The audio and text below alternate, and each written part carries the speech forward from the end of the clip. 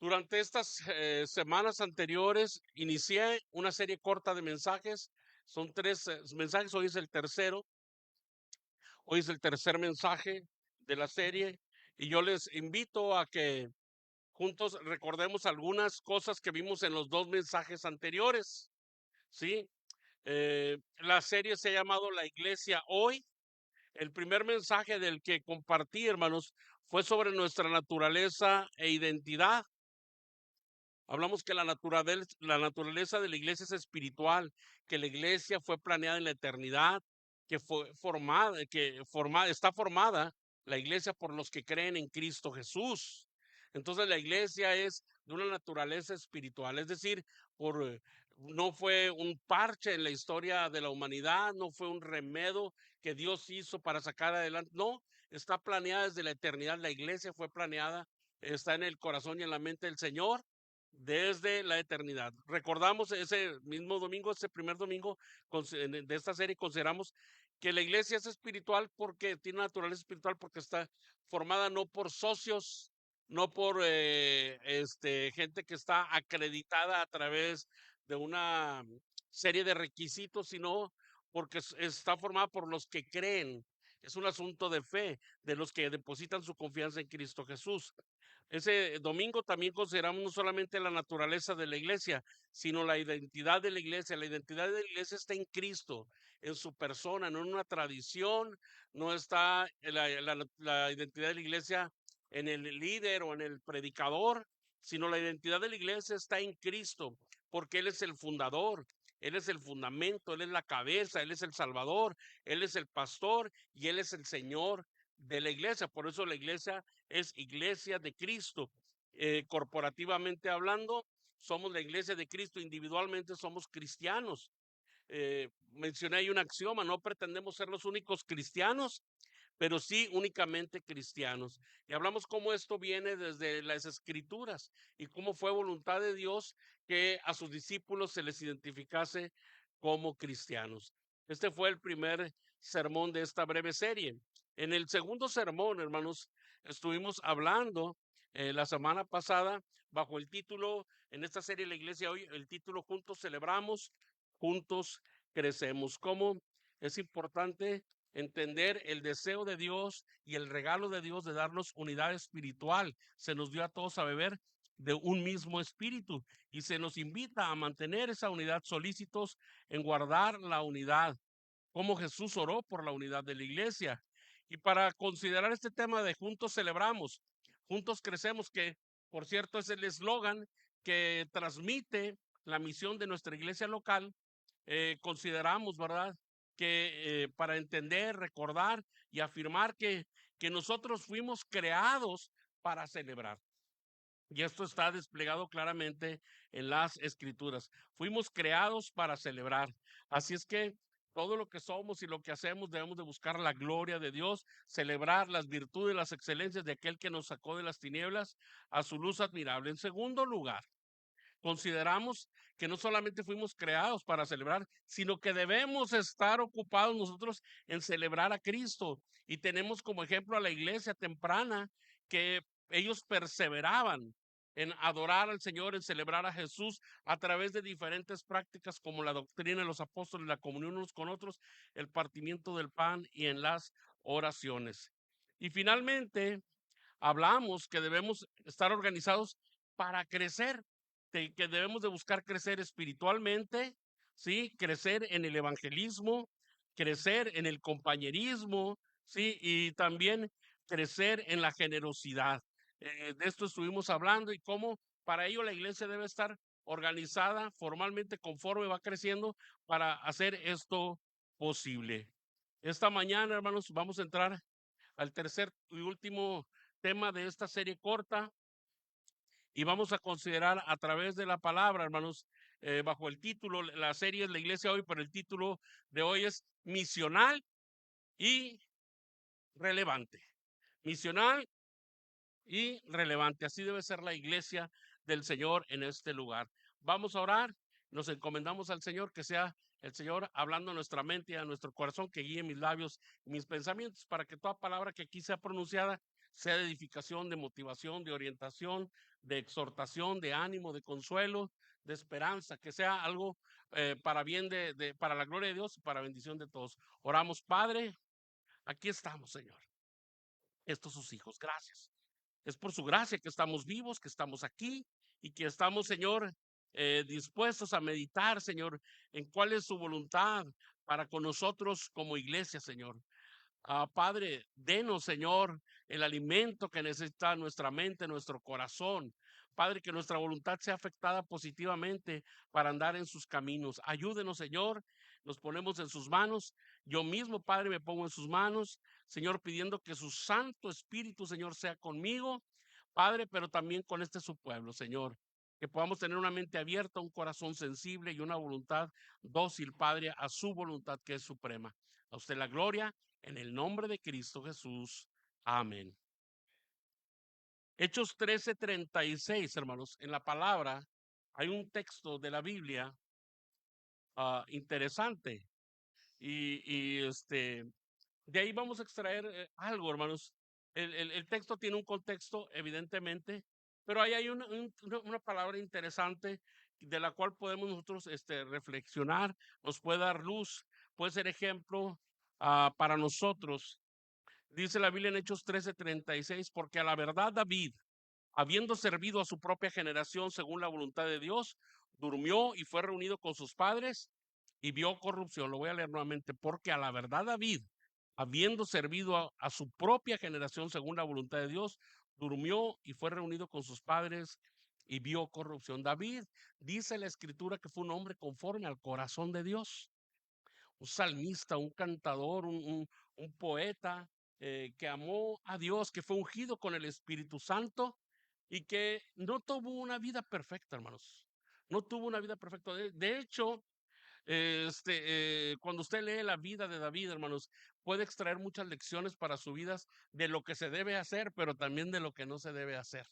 David es interesante. De hecho, es el segundo personaje después de Jesús de quien más se habla en la Biblia. Y aquí está en el Nuevo Testamento referido como un ejemplo de cómo concluyó su vida.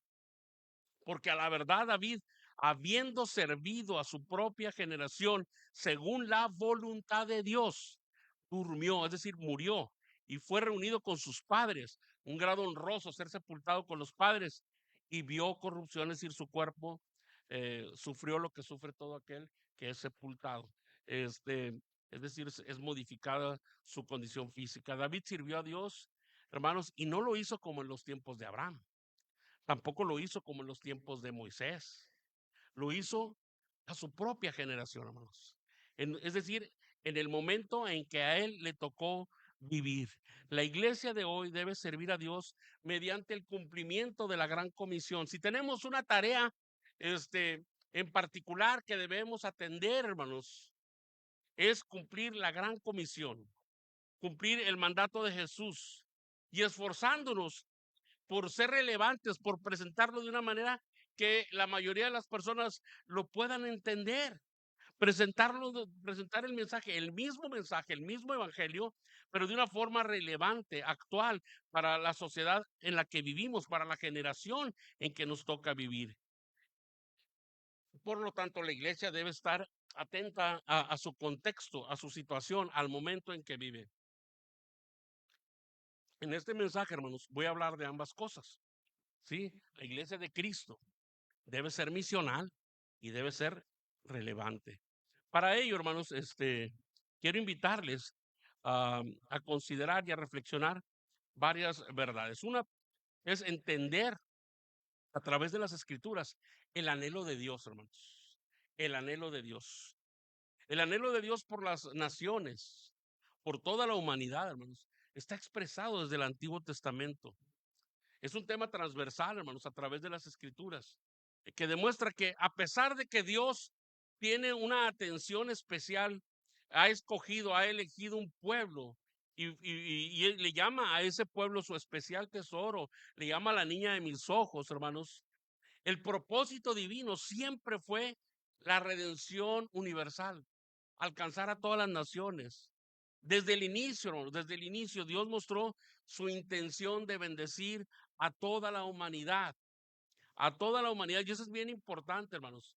Y aquellas promesas, hermanos, y aquellas señales, y todo aquello que Dios estaba revelando a través del pueblo de Israel, tuvo su cumplimiento y su fin, y su manifestación en la iglesia. Es la iglesia, hermanos, el pueblo de Dios hoy. ¿Sí? No tiene Dios dos pueblos especiales. Hay un pueblo, porque de ambos, dice, hizo uno. Y esa es la iglesia, porque es en Jesús. Porque el que tiene a Cristo tiene la vida y el que no tiene a Cristo no tiene la vida. Entonces en Jesús. Pero Dios tuvo un trato y reveló desde el Antiguo Testamento, hermanos, su deseo para todos los pueblos, para todas las familias de la tierra, para todas las naciones. Sin embargo, Dios a través de un pueblo llevó a cabo su plan de redención. Y vemos, hermanos, si usted ha leído la Biblia en Génesis capítulo 12, el propósito del pacto con Abraham. Ahí vemos el anhelo de Dios por todas las naciones. El llamado a Abraham no fue para excluir a las naciones, sino para incluirlas, hermanos.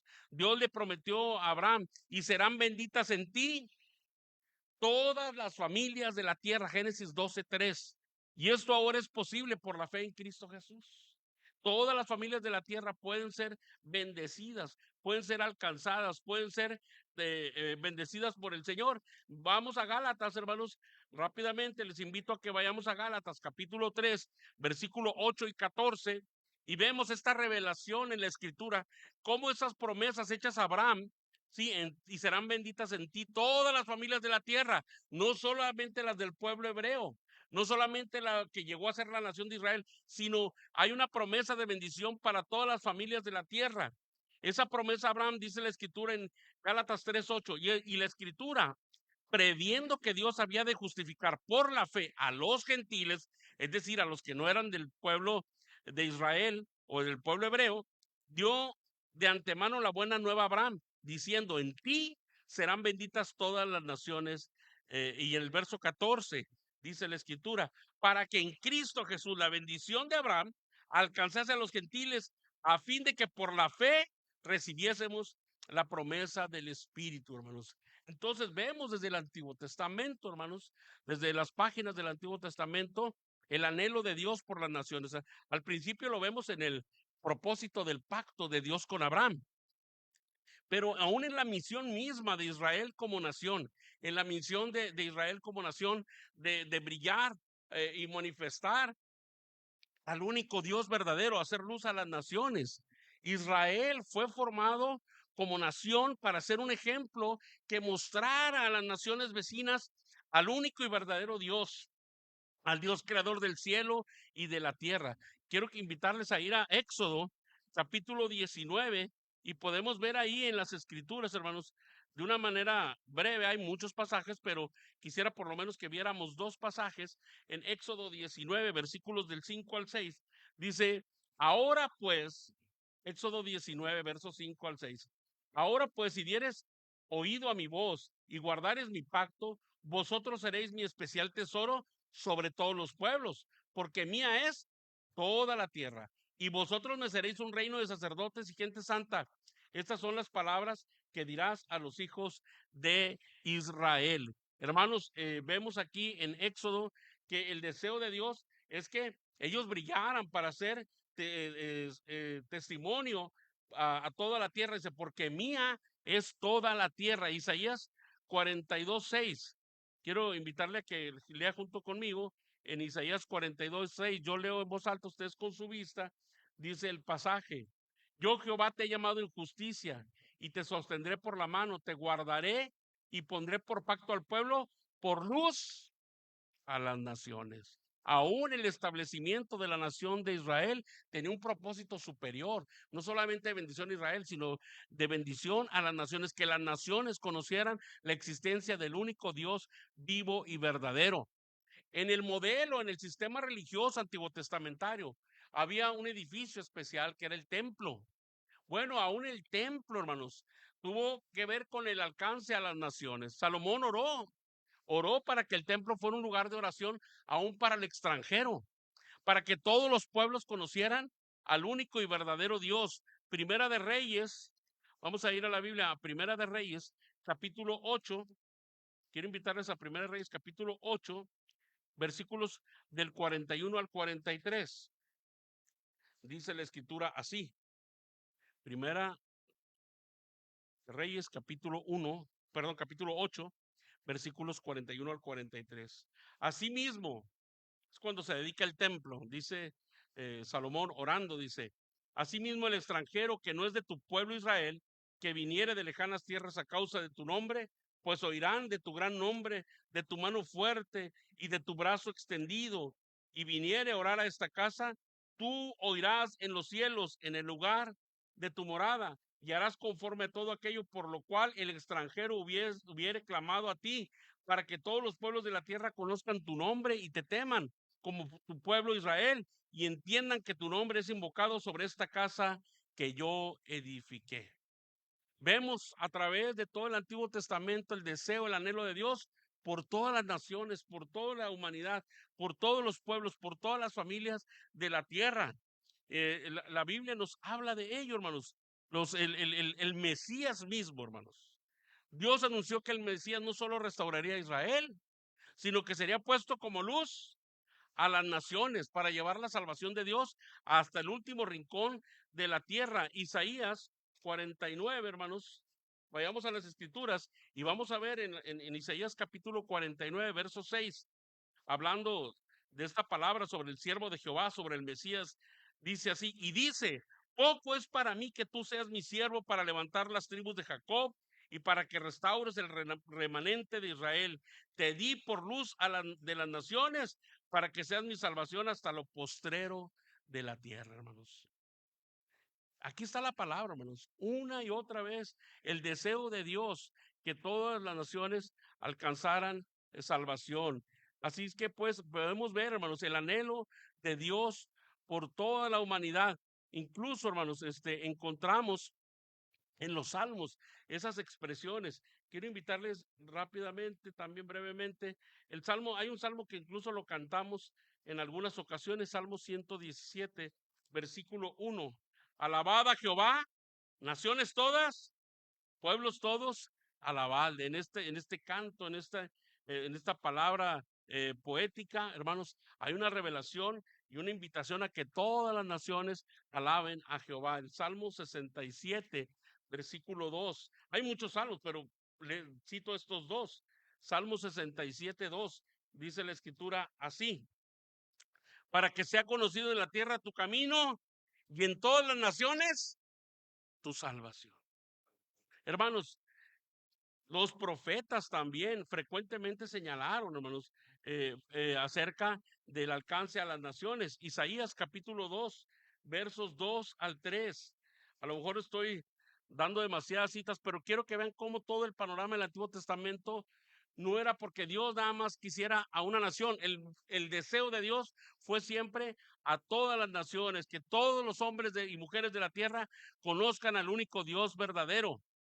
En Isaías capítulo 2, versos 2 al 3, Isaías 2, del 2 al 3 dice, acontecerá en lo postrero de los tiempos, que será confirmado el monte de la casa de Jehová como cabeza de los montes, y será exaltado sobre los collados, y correrán a él todas las naciones, y vendrán muchos pueblos, y dirán, venid, subamos al monte de Jehová, a la casa de Jacob, del Dios de Jacob, y nos enseñará sus caminos, y caminaremos por sus sendas, porque de Sión saldrá la ley, y de Jerusalén la palabra de Jehová. El deseo de Dios es por todas las naciones.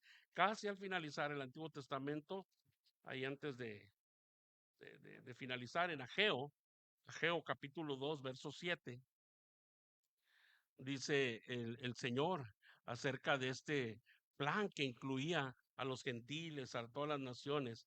Ageo capítulo 2, verso 7, y haré temblar a todas las naciones, y vendrá el deseado de todas las naciones, Cristo Jesús, hermanos, y vendrá el deseado de todas las naciones, y llenaré de gloria esta casa, ha dicho Jehová de los ejércitos. Así pues, hermanos, si queremos ser misionales, tenemos que entender el deseo de Dios. El deseo de Dios está revelado claramente en el Antiguo Testamento, que el deseo de Dios es para todos los habitantes de esta tierra, los habitantes de todos los tiempos, de cualquier cultura, lengua o nación. Ese es el deseo de Dios. El deseo de Dios es que todo hombre y mujer sobre esta tierra tenga la oportunidad de voltear a Él y tener comunión con Él. Ahora lo sabemos que esto es posible en Cristo Jesús. Por eso la iglesia se compone de hombres, mujeres, de toda lengua, tribu y nación. Porque en Cristo todos pueden, no importa su cultura, su idioma, no importa el color de piel, no importa el nivel de educación, ¿sí? Todos podemos formar parte de ese mismo pueblo, de esa misma nación que recibe salvación y vida eterna. Ese es el deseo de Dios en la iglesia. Es en Cristo y con la iglesia que se cumple el deseo de Dios por la fe, por la fe. Ahora, una vez que estamos en Cristo, hermanos, para entender que tenemos que ser una iglesia misional y una iglesia relevante, debemos recordar no solamente el deseo, el anhelo de Dios. Ahora vamos a ver ahí en el número 2, el mandato de Jesús. ¿Cuántos conocemos la gran comisión? Levante su mano. Algún escritor puso, en lugar de la gran comisión, a su libro le tituló La gran omisión. Qué triste, ¿verdad? Que de la iglesia universal es un porcentaje muy pequeño el que se ocupa del cumplimiento de la gran comisión. Necesitamos recordar, hermanos, porque el mandamiento de Jesús, el mandato de Jesús es claro y es directo. La mayoría lo conocemos y no tenemos duda al respecto cuál es la tarea que tenemos adelante, hermanos, que tenemos para nosotros.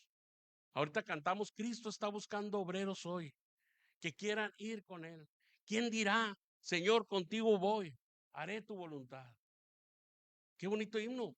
Ahora hay que ponerlo en práctica. No tienes que ser pastor, evangelista, misionero, maestro de escuela dominical. Qué bueno que haya más quien se levante y diga, en el nombre del Señor, yo voy a tomar esa tarea. Yo voy a tomar esa responsabilidad.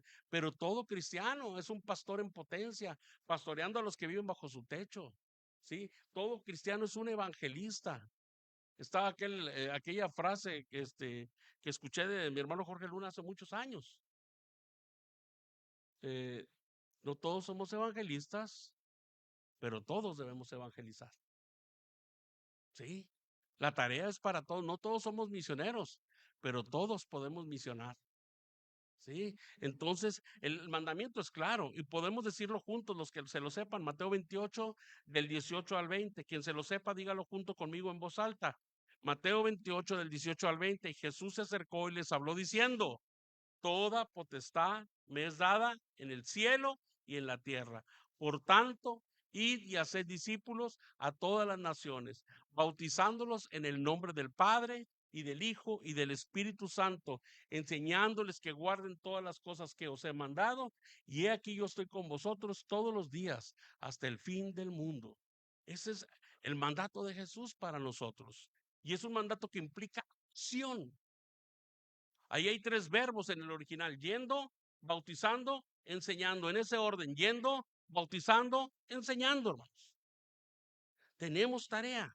En Marcos 16, 15 y 16, este mismo mandamiento está ahí revelado. La versión del Evangelio de Marcos dice: y les dijo, id por todo el mundo y predicad el Evangelio a toda criatura. El que creyere y fuere bautizado será salvo, mas el que no creyere será condenado. Ahí está la palabra.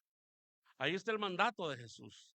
En Lucas 24:47 también está este mandato. Lucas 24:47, y que se predicase en su nombre arrepentimiento y perdón de pecados en todas las naciones, comenzando desde Jerusalén. Pudiéramos seguir porque Juan también está, en Hechos también está. El de Hechos es muy conocido, capítulo 1, versículo 8. Antes de ascender a los cielos, Jesús les dice, y recibiréis poder cuando haya venido sobre vosotros el Espíritu Santo, y me seréis testigos. ¿Me seréis qué? Testigos en Jerusalén, en Judea, en Samaria y hasta lo último de la tierra. El mandato de Jesús es claro, hermanos. Es cuestión de ponerlo en práctica. Tenemos una misión: hacer discípulos predicando el Evangelio. Tenemos una tarea: hacer discípulos predicando el Evangelio. Entonces la iglesia tiene que ser misional. Es entendible, hermanos, es totalmente entendible, que una vez que estamos dentro de la iglesia, disfrutamos de las bendiciones de ser iglesia.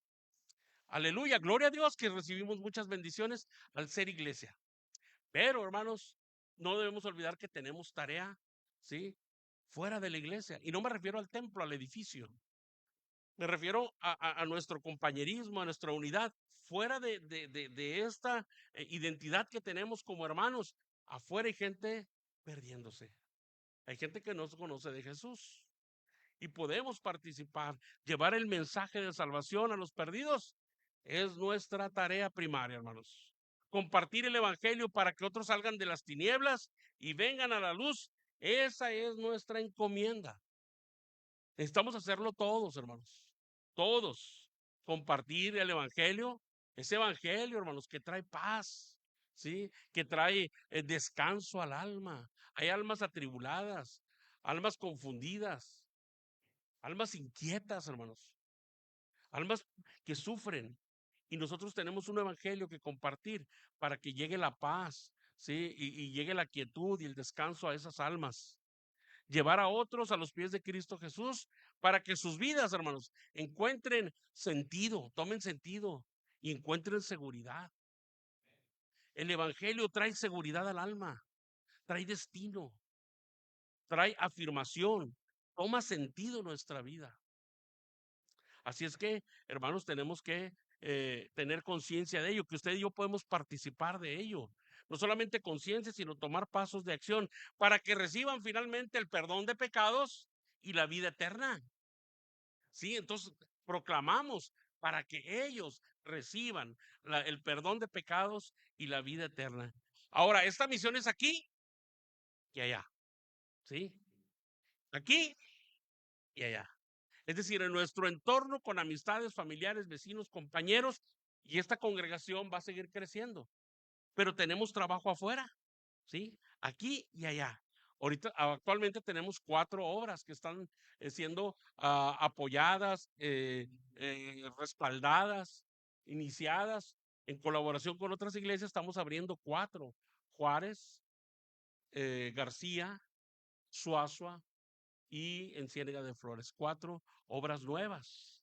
Entonces, crecemos aquí y crecemos allá. Hay planes, hay proyecciones para abrir una en Salinas Victoria, para abrir una en Saltillo y para abrir una en Querétaro. Estamos en conversaciones. No hay nada, no ni siquiera es, o sea, todavía está en embrión, vamos a decirlo así, o en planificación. Sería más bien en planificación. Hay conversaciones, ahí estamos orando, vamos a ver qué Dios mediante el Espíritu nos va guiando, hermanos, pero podemos crecer aquí y allá. Crecer localmente es importante, pero crecer por extensión también lo es.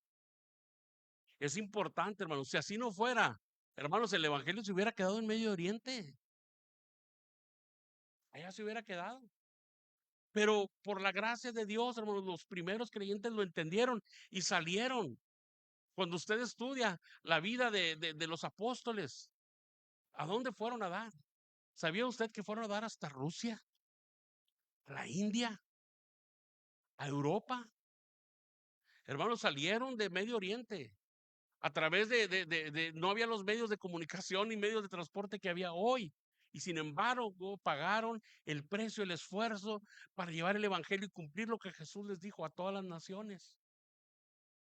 Y sufrieron en carne propia, ¿sí? Los estragos, ¿sí? De ser portadores del evangelio, pero con la bendición y la satisfacción de que cumplieron el mandamiento de Jesús.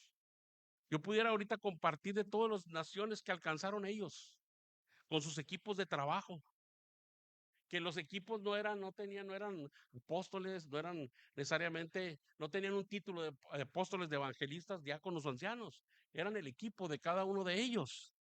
Hermanos, que compartían el evangelio, que oraban, que buscaban los recursos, etcétera. Llevar el mensaje de salvación, hermanos, entonces nuestra tarea aquí y allá. Debemos buscar crecer aquí, pero crecer allá también. Mientras compartimos con otros, les digo, y los integramos a nuestra comunidad local de creyentes, podemos invertir en oraciones, en tiempo, en dinero, hermanos, para que otros ¿verdad? En otros lugares también se extienda el reino de Dios. O podemos ir nosotros. Parte de lo que estamos haciendo, y este domingo está sucediendo. Los jóvenes y adolescentes llegaron temprano, estuvieron llegando para estar aprendiendo de las diferentes áreas de trabajo aquí en la iglesia. Y están aprendiendo porque un día, hermanos, a lo mejor ellos por cuestiones de trabajo o porque abrimos obras, los vamos a enviar. Y van a ir ya entrenados, conociendo las áreas de servicio. O bien, usted es el que va y ellos sustituyen su lugar, se quedan aquí a servir. Tenemos que poco a poco, decía yo que esta generación de padres que estamos entre los, ¿qué le gusta? Los 50 y los 65 años, hemos sido padres que todos resolvemos. Y a veces nuestros hijos se quedan acostumbrados a que papá resuelve. Y yo me acuerdo mucho, o sea, mi papá era, aviéntate, yo estoy detrás, pero tú lo tienes que hacer. Tú lo vas a hacer. Entonces, no había de otra. Yo tenía que solucionar. Yo me acuerdo que tramitaba las becas de la Universidad Autónoma de Nuevo León para mí, para mis hermanos. Y luego, no, pues que te la rechazaron. Y mi papá no iba por mí a rectoría, ni siquiera me acompañaba. Yo tenía que ir y resolver esa situación. Y luego que va para atrás, no, pues que habla se me fue el nombre, trabajo social. Y esto y lo otro, y vuelve a sacar copias y vuelve a meter y ve al piso tal. Tienes que resolver. Y en camión. ¿Qué pasa? Eso se ve muchas veces en las iglesias, hermanos. Muchachos que ya tienen 20 años, 20 y tantos, y pues asisten, pero no toman responsabilidades. De 30 y tantos años, así, y todavía no toman responsabilidad. Necesitamos compartir porque la iglesia va a crecer aquí y va a crecer allá, hermanos. Va a suceder, yo lo creo. Amén. Así es que, hermanos, tenemos que, disculpen que me extienda, pero creo que es importante. eh, eh, Tenemos que buscar, hermanos, a hacer la labor a la cual fuimos llamados, hermanos. Esta misión es aquí y allá, hermanos, como les digo. Mientras compartimos con otros, integramos otros aquí a nuestra comunidad de creyentes, podemos invertir para que la obra de Dios se extienda en otros lugares. La mentalidad, hermanos, de ser una iglesia atraccional, hermanos, es lo que ha estado en boga por decenas de años ya. Y yo no reniego de ello porque fui bendecido así, crecí en una iglesia con una mentalidad no tanto misional, sino atraccional. Grupo de jóvenes muy bonito en el que yo crecí, que yo agradezco a Dios por nuestro pastor que formó grupos, nos pasaban a cantar y teníamos parte en la escuelita de verano y todo eso, pero una iglesia atraccional. Y la mayoría así crecieron y gloria a Dios por ese tiempo en que fuimos iglesias con esa mentalidad atraccional, que tiene su dosis de necesidad también, hermanos. Pero también tenemos que pensar en ser una iglesia misional. Fíjese, dice un autor, que el evangelio, el centro, el corazón del evangelio, del cristianismo estuvo en Medio Oriente y se trasladó a Europa por muchos años. Y el corazón, la fuerza, la base del cristianismo estaba en Europa, de Europa para el mundo. Luego a los Estados Unidos. Y los Estados Unidos enviaron misioneros a todo el mundo. Todavía hay muchos norteamericanos aquí. Gloria a Dios por las vidas de ellos que vinieron a sembrar el evangelio, a levantar ministerios, levantar obras. Por muchos años fue así. Pero hoy el cristianismo, hermanos, la base más fuerte numéricamente y de talentos y desarrollo está en América Latina, no en Estados Unidos, no en Europa, no en África, no en Asia, está en América Latina. Y a veces no desarrollamos todo ese potencial que hay en la iglesia latinoamericana, con ello incluyendo a la iglesia mexicana. Hay mucha fuerza, muchos dones, mucho talento, hay números ya que van en crecimiento, en crecimiento. El ritmo de crecimiento del cristianismo en América Latina es grandísimo, hermanos. El ritmo de crecimiento. Entonces, podemos ser parte de esa iglesia misional, en ir más allá de nuestras cuatro paredes. El mandamiento de Jesús es ir, y hacerlo cuesta tiempo, cuesta dinero, cuesta esfuerzo, cuesta flexibilizarnos. En ocasiones cuesta hasta las lágrimas.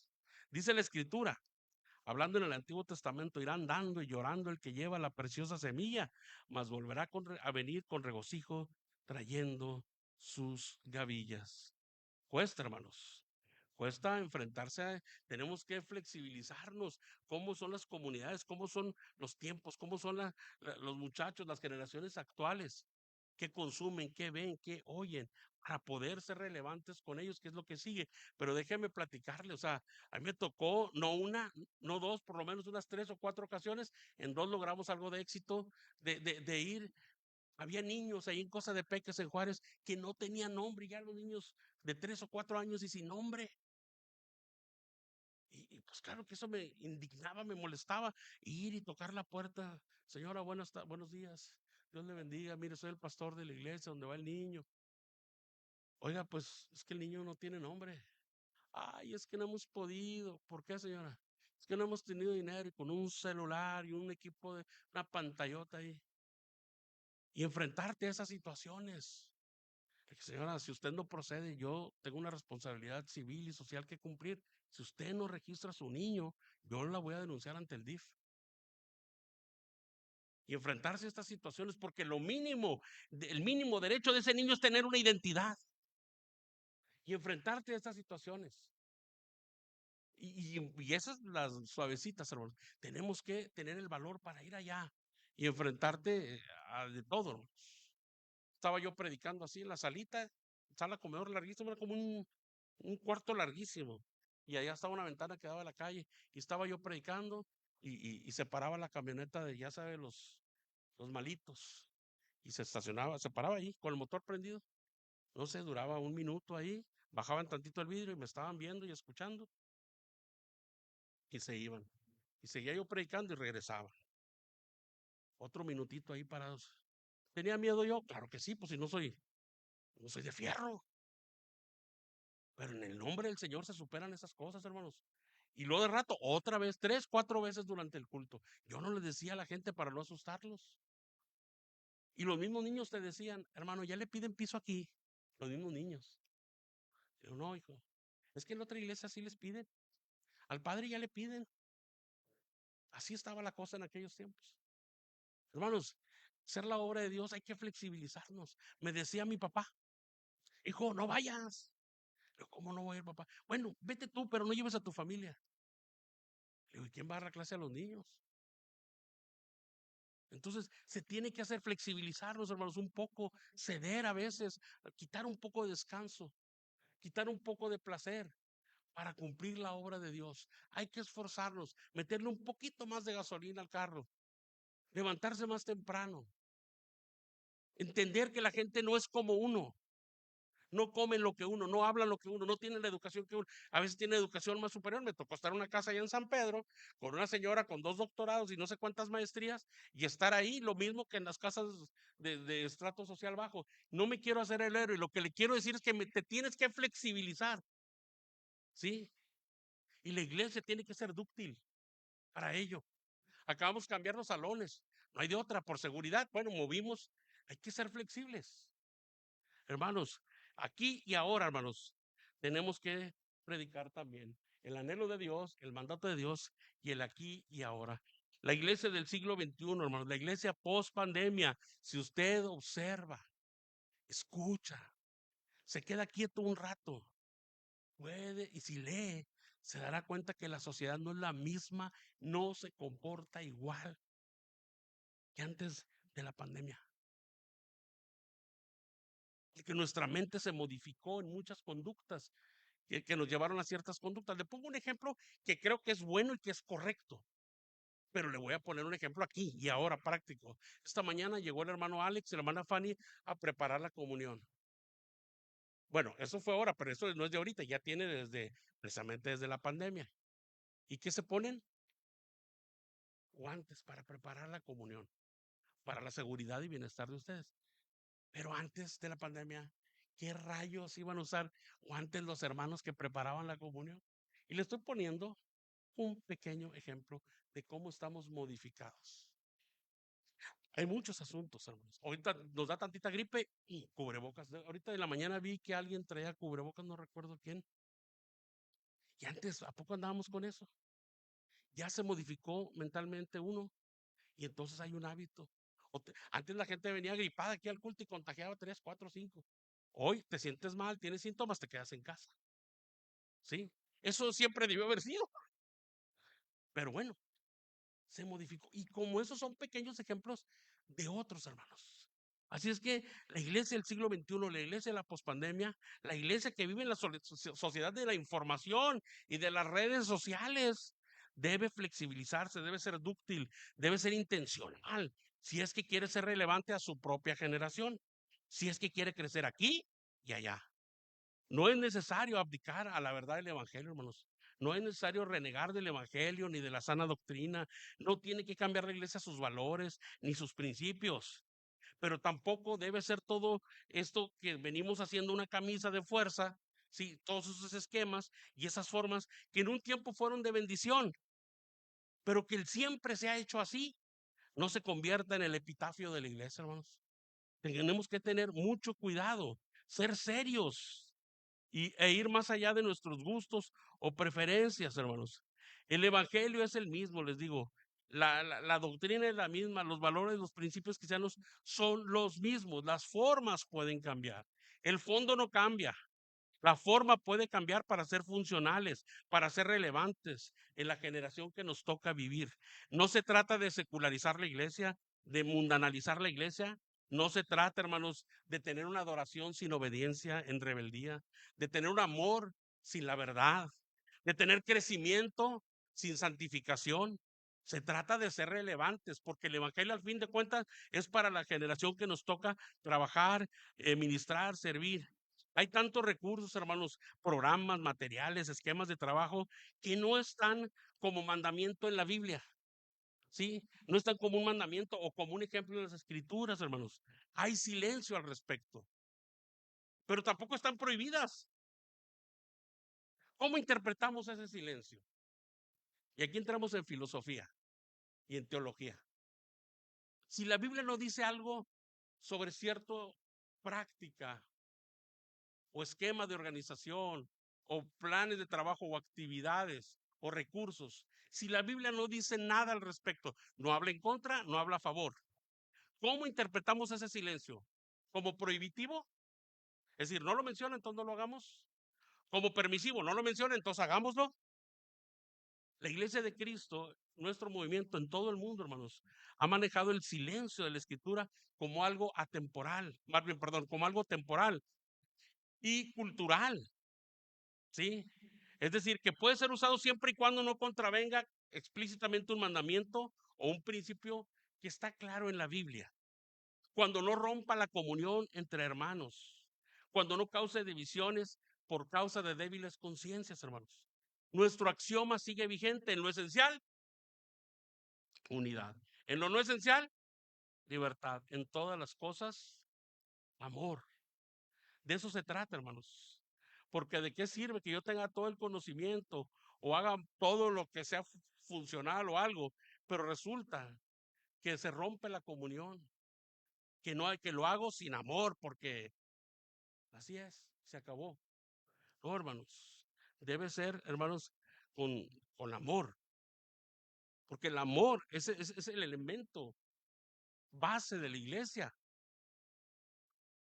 Pero quiero compartir con ustedes unos ejemplos bíblicos e históricos de cómo la flexibilidad, la ductibilidad de la iglesia, ¿sí? El ser un poquito abiertos permite ser relevantes. Me quiero ir desde el pueblo de Israel. A ver, ¿cuántos de aquí han oído o entienden o tienen idea de lo que es la sinagoga? Bueno, un buen número, la mayoría. La sinagoga, hermanos, no estaba en la ley de Moisés. Fue un mandamiento de Dios establecer sinagogas. ¿Prohibió Dios las sinagogas? La sinagoga surgió en el exilio, en Babilonia. Sin embargo, cuando el pueblo retorna a la tierra de Israel, siguió usándose. Incluso Jesús asistió a la sinagoga y además no solamente asistió, participó. ¿Se acuerdan que leyó las escrituras? ¿Y se acuerdan que sanó a un hombre de una mano seca? ¿Dónde estaba? En la sinagoga. Pero no está en la ley de Moisés. No hay un mandamiento que diga que construya sinagogas, que organice sinagogas, pero tampoco hay un mandamiento que lo prohíba. Entonces, ese silencio, ¿cómo lo interpretó el judaísmo? Como permisivo de acuerdo al contexto, a la necesidad, se flexibilizó para que funcionara, fuera bendición para el pueblo de Dios. Les pongo otro ejemplo, la fiesta de Hanukkah o Hanukkah. La fiesta de Hanukkah está en la ley de Moisés. No está en la ley de Moisés. Surgió en el periodo intertestamentario, hermanos. Hanukkah, la fiesta de las luces, no es una fiesta que esté ordenada, mandada, prohibida en la Biblia. Pero el pueblo de Dios la organizó y la desarrolla. Hasta el día de hoy el pueblo judío la lleva a cabo. Fue de bendición a Israel. Incluso, hermanos, Jesús fue a la fiesta de Hanukkah. Ahí está en la Biblia. Lea el Evangelio. No es un mandamiento, pero tampoco está prohibido. Le seguimos ya en el tiempo del cristianismo. Los templos cristianos, hermanos. Edificios consagrados al estudio de la palabra, a las alabanzas a nuestro Dios. Los templos cristianos. Fue hasta mediados del siglo III, entre el 235 y 256, que empezaron a surgir los templos, los edificios consagrados para la alabanza a Dios en la iglesia. Los primeros templos fueron en ese tiempo. Aun cuando se levantaron los edificios, aun cuando no hay un mandamiento de Jesús ni de los apóstoles para que levantásemos edificios consagrados a la adoración a Cristo. No hay un mandamiento, no hay una prohibición, pero la iglesia los levantó porque funciona, es una herramienta útil estos edificios, ¿sí? Bueno, le seguimos, incluso que rasque un poquito, que cause más comezón. El uso de instrumentos musicales. La iglesia, toda la escritura es inspirada por desde el Antiguo Testamento, de Génesis hasta Apocalipsis, toda la Biblia. Pero la iglesia tiene sus normativas de cómo ha de organizarse, cómo ha de ancianos y diáconos, el gobierno bíblico. Aquí está en el Nuevo Testamento. Pero también tiene cómo debe predicar, cómo debe convivir, cómo debe de adorar, ¿sí? Pero menciona el Nuevo Testamento el uso de instrumentos musicales. No, hermanos. El Nuevo Testamento no menciona explícitamente el uso de instrumentos musicales. No me salga con que el Salmo 150, porque eso fue el Antiguo Testamento con el pueblo de Israel, hermanos. Estoy hablando de la iglesia, el cristianismo. Está en el Nuevo Testamento. No hay un mandamiento, no hay un ejemplo del uso de instrumentos musicales. ¿Cómo interpretamos ese silencio? Es más, no hay evidencia histórica al momento, al día de hoy. No hay evidencia histórica, arqueológica, literaria del uso de instrumentos en el culto cristiano en los primeros siglos. Ahora, no sabemos si realmente los hubo, tal vez los hubo. Se puede inferir que quizás los hubo, pero no hay evidencia. Sin embargo, el uso de instrumentos musicales, hermanos, sigue siendo una bendición en la adoración cristiana. La escuela dominical no está en la Biblia. Surgió hasta el año de 1780, pero millones hemos sido bendecidos por ese tan hermoso programa de la iglesia que prácticamente está en vías de extinción. Aquí no tenemos escuela dominical ya, la tuvimos muchos años, pero la escuela dominical no está en la Biblia, pero se utilizó como un recurso que fue de bendición. Reuniones por sectores, femenil, varonil, joven, matrimonios, ni para qué lo digo, redes sociales. La pandemia nos hizo usar más las redes sociales. Entonces tenemos que, hermanos, entender que si queremos ser una iglesia misional y una iglesia relevante, tenemos que entender el anhelo de Dios revelado a través de las Escrituras, el mandato de Jesús de proclamar el evangelio a todas las naciones y entender que la iglesia está aquí y ahora. Yo fui altamente bendecido en la iglesia de los 80s y los 90s. Muy bendecido. No reniego de ello ni por un segundo, hermanos. Pero si hiciéramos la obra a la manera de los 80s y los 90s, hermanos, sería un gran frustración y un gran fracaso para la mayoría de la gente. Todo tiene su propia generación. Es más, si lo hiciéramos a la manera de los 2000s, andamos mal, hermanos. Tenemos que ser relevantes en nuestra propia generación. Sea el Señor el que dé entendimiento a todos nosotros, sea el que hable a nuestra mente, a nuestro corazón. Termino la serie, hermanos, con este título: misional y relevante.